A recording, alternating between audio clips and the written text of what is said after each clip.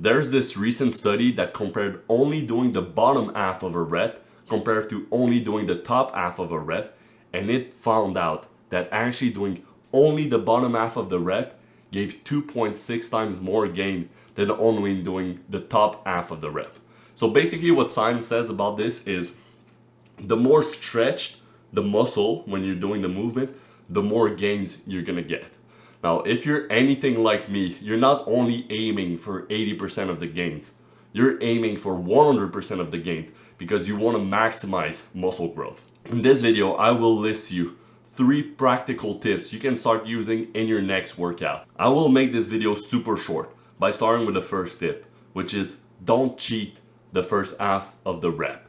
Now, what I used to do on my barbell curls is I would cheat the first half of the rep by swinging my legs and skipping the first half of the rep. But as this study shown, I shouldn't be doing that because I'm actually skipping out on gains when I do that. So I entirely stopped doing that. And I was doing that with leg extension, just completely like swinging my body, thinking I was being more intense, leading to more growth. But that was wrong of me and I lost so much gain because of that. Now this is bringing me on to the second tip, which is focus on long length partial. Now, let me explain. There's 2 ways you can do that. You can do an entire set on long length partial, which is, I think Sam Sulek does this. Let's say you're laying on the bench, you're gonna do dumbbell presses. You start doing your dumbbell presses, which at the first half of the rep is where your pec is the most stretched, right? So you start doing them and you only go halfway up.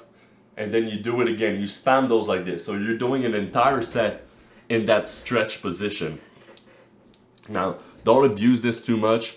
You still want to do full range of motion from time to time. And I mean, honestly, I don't even do entire sets on long length partial. What I like doing instead is let's say I'm doing a bicep curls with the barbell.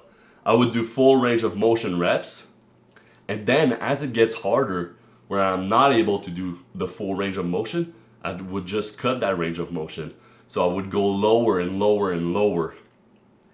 And in these lower reps, I'm basically only doing long length partial, where I'm only focusing on like the stretch position, right? So that's how I actually use long length partial in my workout. Finally, if you really want to abuse this method, there's this third and last thing you should be doing in every single one of your workouts.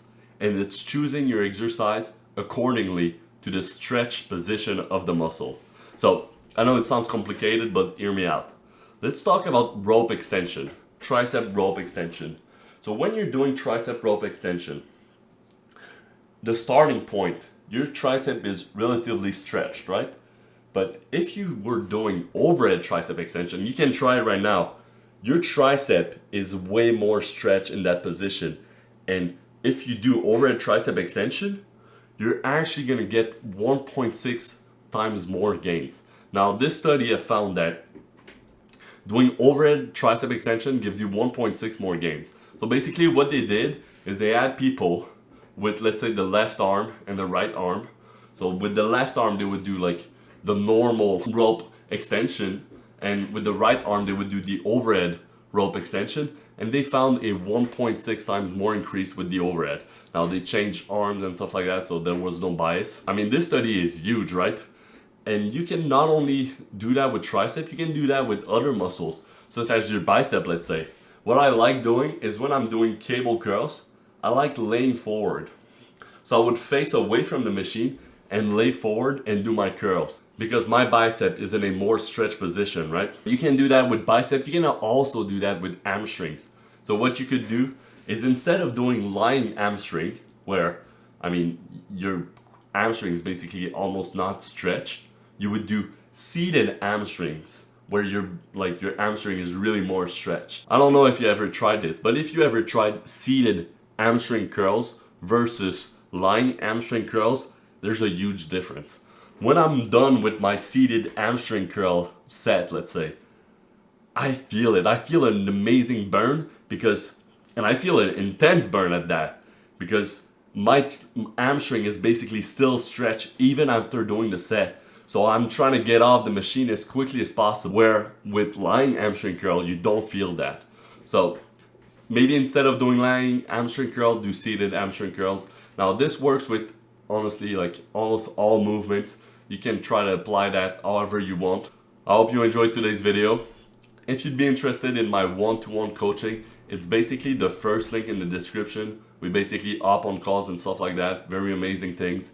And if you'd be interested in watching me and my little bros just next door work out, we basically post all of our workouts on this second channel. It's called Anabolic Monkeys.